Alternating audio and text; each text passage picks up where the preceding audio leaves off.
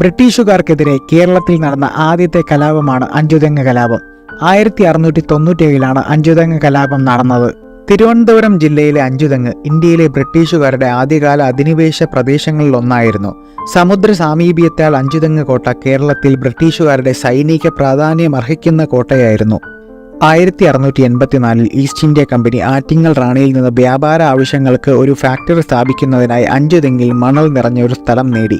അതേ സ്ഥലത്ത് കോട്ട പണിയാൻ 1690 ഈസ്റ്റ് ഇന്ത്യ കമ്പനിക്ക് അനുവാദം ലഭിച്ചു. ആ കോട്ട 1695 പൂർത്തിയായി.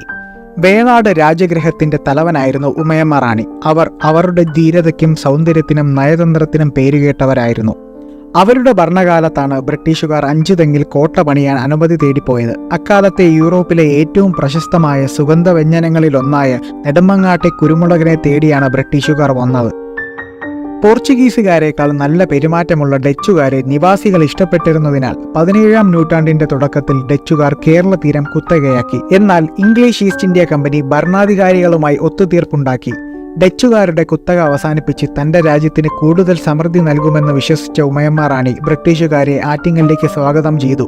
ഡച്ചുകാരും അവരെ പിന്തുണച്ച വ്യാപാരികളും ഇതിനെ എതിർത്തെങ്കിലും ബ്രിട്ടീഷുകാർ രാജ്ഞിയെ വിലയേറെ സമ്മാനങ്ങൾ കൊണ്ട് വർഷിക്കുകയും 1690 കോട്ട പണിയാൻ അനുമതി നേടുകയും ചെയ്തു.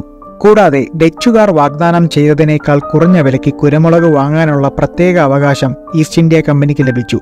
ഇത് കർഷകരിൽ നിന്നും വ്യാപാരികളിൽ നിന്നും വലിയ പ്രതിഷേധത്തിന് കാരണമായി. കുരുമുളക് വ്യാപാരത്തിന്റെ കുത്തക ഉപയോഗിച്ച് ഇംഗ്ലീഷുകാർ കുരുമുളകിന്റെ വിലയിൽ കൃത്രിമം കാണിച്ചത് പ്രാദേശിക കർഷകരെ പ്രതികൂലമായി ബാധിച്ചു. കുരുമുളക് വ്യാപാരത്തിൽ നിന്ന് കർഷകർക്ക് ലഭിച്ചിരുന്ന വരുമാനം ക്രമാനുഗതമായി കുറയുകയും കമ്പനിക്ക് വലിയ രീതിയിൽ സമ്പത്തുണ്ടാകുകയും ചെയ്തു. കോട്ടയുടെ നിർമ്മാണം നടന്നുകൊണ്ടിരിക്കുമ്പോൾ തന്നെ ഡച്ചുകാർ കോട്ടയുടെ നിർമ്മാണത്തിനെതിരെ റാണിയെ സമ്മർദ്ദത്തിലാക്കി. കാരണം ഇത് ഡച്ചുകാരുടെ സ്വന്തം വ്യാപാരത്തെ പ്രതികൂലമായി ബാധിക്കും. കോട്ടയുടെ നിർമ്മാണം നിർത്താൻ ഉമയമ്മ റാണി ജോൺ ബ്രാബോണിനോട് ആവശ്യപ്പെട്ടെങ്കിലും പക്ഷേ അവർ അത് മുഖവരയ്ക്കെടുത്തില്ല.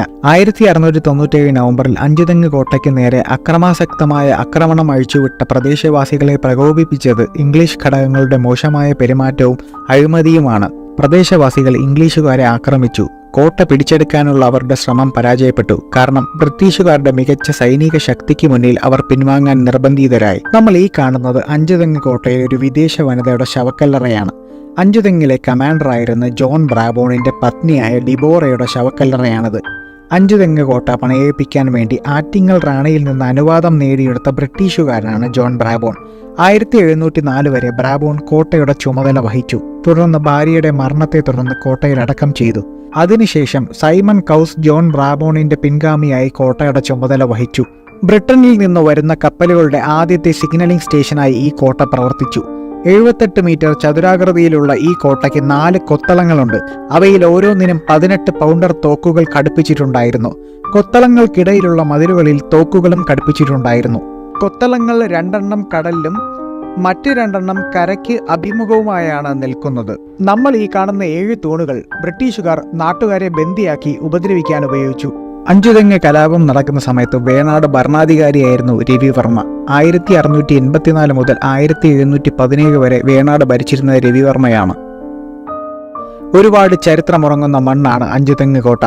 1921 ദേശീയ പ്രാധാന്യമുള്ള സ്മാരകമായി പ്രഖ്യാപിച്ച അഞ്ചുതെങ്ങ് കോട്ട കേന്ദ്ര പുരാവസ്തു വകുപ്പിന്റെ സംരക്ഷണയിലാണ്.